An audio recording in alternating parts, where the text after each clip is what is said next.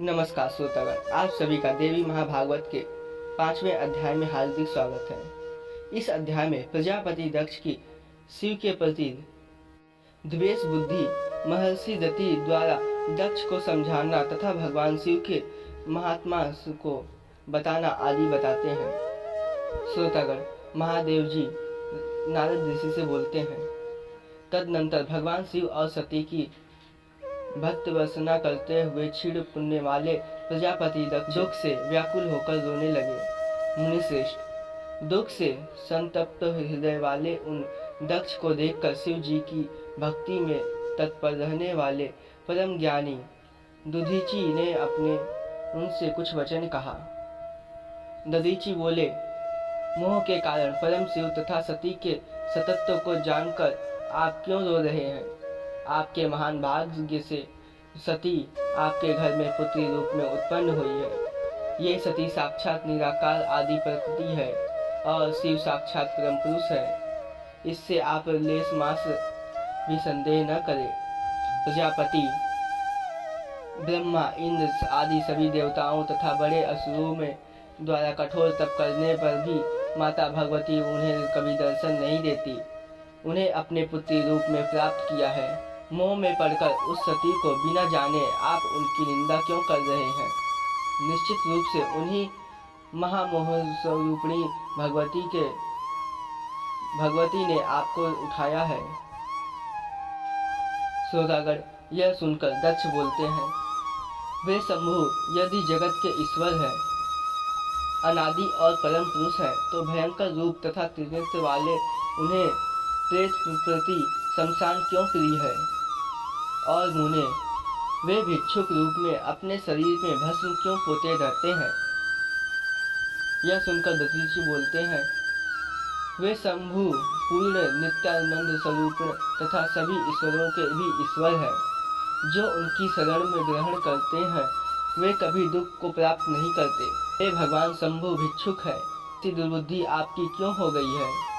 ब्रह्मा आदि श्रेष्ठ देवताओं और तत्वसी योगी जन भी जिनकी परम रूप से देख पाने में असमर्थ होते हैं, आप उन विरूपाक्ष शंभु की निंदा क्यों कर रहे हैं? सर्वत्र विचरण करने वाले और भगवान सदाशिव सभी जगत में विराजमान रहते हैं। वे शमशान में रहते हैं तथा शरमपुरी में रहते हैं। उन्हें इनसे कोई विशेषता नहीं दिखाई पड़ती है। शिवलोक बड़ा ही अपूर्ण है। वह ब्रह्मा, विष्णु और सभी देवताओं के लिए भी दुर्लभ है। वैकुंठ, ब्रह्मलोक तथा स्वर्ग उस शिवलोक की एक कला के तुल्य भी नहीं है। कैलाशपुरी देवताओं के लिए भी अत्यंत दुर्लभ है। अनेक देवताओं में सुशोभित तथा कल्प वृक्षों से युक्त नंदवन में से घिरी हुई स्वर्ग और अभित्री नंद की पुरी अमरावती भी उस शिवलोक के 16 कलाओं के बराबर नहीं है।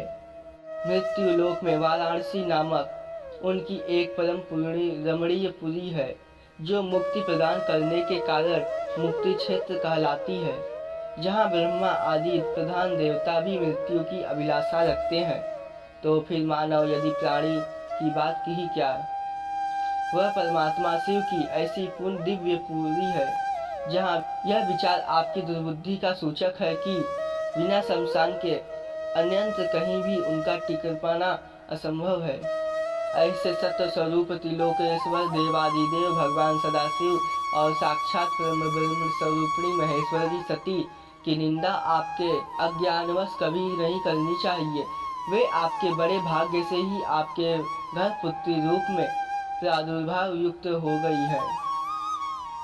तब पश्चात महादेव बोलते हैं, इस प्रकार तत्वदर्शी मुनि दधीचि के अनेक प्रकार से समझाने पर भी प्रजापति दक्ष ने उन परमेश्वर शिव से सदाचार से रहित बिना नहीं मान रहे थे और वे बार बार उन महादेव की प्रति निंदा में वचन बोल रहे थे। नारद, वे प्रजापति दक्ष पुत्री सती के उल्लाहना देते हुए ऐसा कहकर रोने लगे। हाँ वत्से सती पुत्री, तुम मेरे प्राण के समान हो। मुझे शोक समुद्र में निगम करने वाली और मेरा परित्याग कर तुम कहाँ जा रही हो? बहुमूल्य प्रसव शयन करने योग्य सर्वांग सुंदरी पुत्री कुरूपति के साथ तुम शमशान भूमि में कैसे रहोगी। उनका यह वचन सुनकर मुनि श्रेष्ठ दधीची ने अपने हाथ से उनके नेत्रों से आंसू पोंछते हुए तथा प्रिय वचनों से सांत्वना प्रदान करते हुए पुनः कहा, ज्ञानियों में श्रेष्ठ प्रजापति, आप मूर्खों की भांति क्यों रो रहे हैं। महात्मा, देवर्षि शंभु को समग्र रूप से जानकर भी आपका अज्ञान नष्ट नहीं हुआ, यह बड़े ही आश्चर्य की बात है। पृथ्वी पर, जल में, आकाश में और सरातल में जो भी नर तथा नारी रूप है, वे सभी उन्हीं दोनों शिवा और शिव के प्रतिरूप है। ऐसा आप पवित्र मन से समझ लीजिए। प्रजापति, आप इन महेश्वर को यथार्थ रूप में साक्षात आदि पुरुष परम पुरुष के रूप में जान लीजिए और इन सती को सच्चिदानंद स्वरूपिणी पराशक्ति प्रकृति को समझ लीजिए। इन प्राप्त सती के भाव वक्ष में अपनी पुत्री रूप में तथा विघ्नेश्वर शिव के पति रूप में प्राप्त करके यदि आप अपने सौभाग्य नहीं मानते तो विधाता के द्वारा ठगे गए आपके बहुत संताप्त होंगे। प्रजापति, इस सच्चाई को सुनो। शोक से व्याकुल तथा कल्याण की इच्छा रखने वाले तुम सती को प्रकृति के रूप में और शिव को परम पुरुष के रूप में जान लो। यह सुनकर दक्ष बोलते हैं, मुनिश्रेष्ठ, आप यह सत्य कह रहे हैं कि मेरी पुत्री सती प्रकृति स्वरूपा है और शिव ही सनातन पुरुष है और तथा तीनों लोकों के ईश्वर है। मुनिश्रेष्ठ, यह सुनकर भी मेरी बुद्धि दृढ़तापूर्वक वैसे ही नहीं पा रही है कि महेश्वर से बढ़कर दूसरा देवता नहीं है। सत्य बोलने वाले ऋषिगण भी यद्यपि यही कहते हैं, फिर भी शंभु ही सर्वश्रेष्ठ देवता है, ऐसा मेरा निश्चित नहीं है।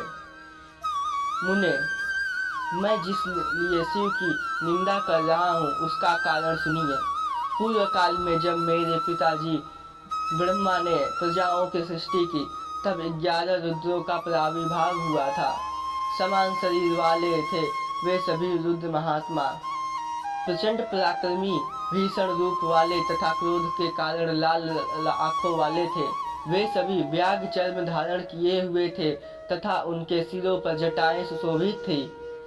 वे सभी रुद्र ब्रह्मा जी की सृष्टि का लोप करने हेतु तत्पर हो रहे थे। तब सृष्टि के लोप के लिए उद्यत उन रुद्रों को देखकर ब्रह्मा जी ने आज्ञा देकर उन्हें शांत किया कि मुझसे जोर देकर कहा, भयंकर कर्म वाले ये रुद्र जिस भी तरह से शांत हो जाए, तुम शीघ्र ही वैसा उपाय करो पुत्र, मेरी आज्ञा से तुम इन्हें वश में करो। ब्रह्मा जी के इस प्रकार के वचन से भयभीत से सभी भीषण पराक्रमी वाले रुद्र मेरे अधीन हो गए और उनका बल तथा पराक्रम क्षीण हो गया। महामुने, उसी समय से मुझे शिव के प्रति अनादर भाव उत्पन्न होने गया। मेरी आज्ञा के अधीन रहने वाले प्रचंड पराक्रमी रुद्र के जिसके अंश से उत्पन्न है, मेरे समक्ष उसकी क्या श्रेष्ठता है। मेरी पुत्री सती स्वरूप तथा गुण से युक्त उसे तो भली भांति जानते ही हैं। अब मैं आपसे क्या कहूँ, क्या मेरी आज्ञा से अधीन वाले वे शिव कन्या के योग्य वर हो सकते हैं। सत्पात्र को यदि दिया गया दान पूर्ण और यश बढ़ाने वाला होता है, इसीलिए बुद्धिमान पुरुष को चाहिए कि योग्य पात्र को देखकर ही कन्या दान करनी चाहिए। महामुने, बंधु बांधवों के साथ मिल लेकर वर के रूप में स्वभाव तथा कुल स्मक विचार करने के बाद ही प्रज्ञा पुरुष के अपनी कन्या सत्पात्र को देनी चाहिए। इन्हीं सभी विचार पर विचार करने पर मैंने पूर्व से सती के स्वयंवर में कुल तथा शील रहित उस शिव के आमंत्रित नहीं किया था। सुनिए, मेरे मन में जो कुछ भी है उसे मैं साफ साफ बता रहा हूँ।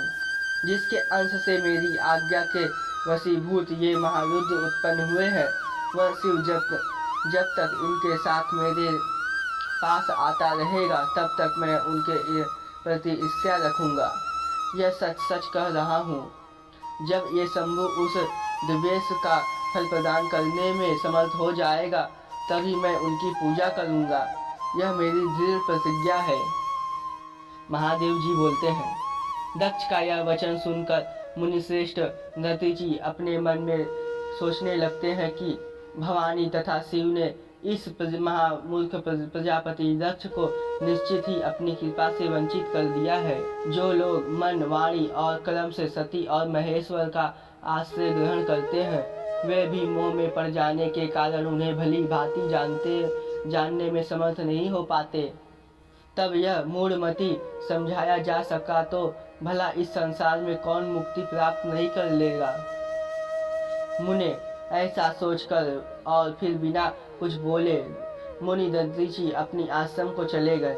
इसके बाद प्रजापति दक्ष दुख से बार बार लंबी सांस लेते हुए अपने भवन में प्रविष्ट हो गए। श्रोतागण, इस प्रकार श्रीमद्देवी महाभागवत के अंतर्गत शिव नारद संवाद में दक्ष प्रजापति विषाद वर्णन नामक 5वां अध्याय पूर्ण होता है। श्रोतागण, 6वें अध्याय के लिए आप सभी हमारा नेक्स्ट वीडियो अवश्य देखें। माता आदिशक्ति भवानी आप सभी की रक्षा करे।